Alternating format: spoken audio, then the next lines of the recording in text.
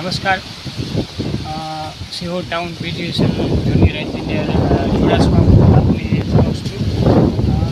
આપ અત્યારે જોઈ શકો છો કે અમારે ખેતીવાડીની લાઈન છે તલસિંગડા ફીડર, એની અંદર 10 જેટલા આશરે પોલ ભાંગી ગયેલ છે અને એમાં અમે અત્યારે યુદ્ધના ધોરણે પોલને કોન્ટ્રાક્ટરને મંગાવેલ કામગીરી ચાલુ કરી છે.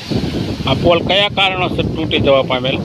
ગઈકાલે વાવાઝોડું વરસાદને એના હિસાબે મોટું ઝાડવું કચરું છે પડ્યું હતું અને એની હિસાબે બીજા થાંભલા એને ભાંગી નાખ્યા.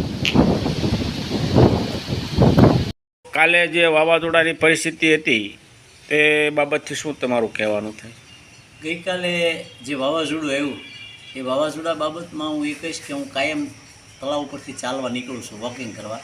તો સાંજના સુમારે કાલે એક ભયાનક વાવાઝોડું આવ્યું ને એ વાવાઝોડું માત્ર ને માત્ર તળાવનું જે બ્યુટિફિકેશનનું કામ ચાલી રહ્યું છે, આઈ લવ સિંહોર, અને બધી જાળી નાખી છે અને થાંભલા નાખ્યા છે, એના ઉપર આ વાવાઝોડું તાટક્યું. એટલે મને એવો વિચાર આવ્યો કે વોટરવર્ક્સ બાજુ પણ આ વાવાઝોડું નહીં, તળાવની આગળના ભાગમાં પણ નહીં, અને માત્ર ને માત્ર બ્યુટિફિકેશનને તોડીને આ વાવાઝોડું ચાલ્યું ગયું હોય તો આ વાવાઝોડા બાબતમાં હું એમ માનું છું કુદરતી સંકેત છે કે ગઈકાલે એ થાંભલા જે રોડ ઉપર પીડ્યા છે, ભયાનક થાંભલા પીડ્યા છે, અને હાઈ ટેન્શન લાઇનના થાંભલા હતા, જે ખેતીવાડીના થાંભલા હતા અને ગ્રામ્યના તમામ ફીડરના થાંભલા હતા, એ થાંભલા જીવતા પીડ્યા.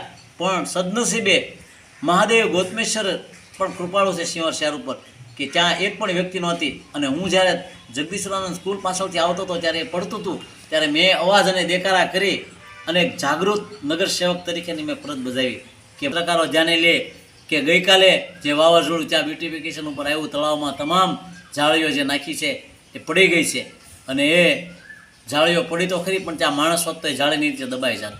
ત્યાં મોટા ઇલેક્ટ્રિકના પોલ પડ્યા છે, એ ઇલેક્ટ્રિકના પોલ જીવતા પડવાથી કેટલાય નિર્દોષ નાગરિકનો કાલ ભોગ લેવા એમાંથી આજે બચી ગયા છીએ.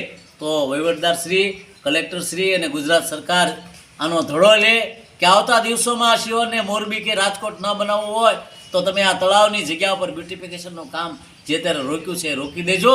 અન્યથા આ ગામની અંદર આવતા દિવસોમાં નિર્દોષ નાગરિકો ફરવાના બાને જશે અને દરિયા તળાવની અલ્લડ જગ્યાઓની અંદર ક્યારે પવનો નીકળે અને ક્યારે ત્યાં શું ફૂંકાય નક્કી હોતું નથી.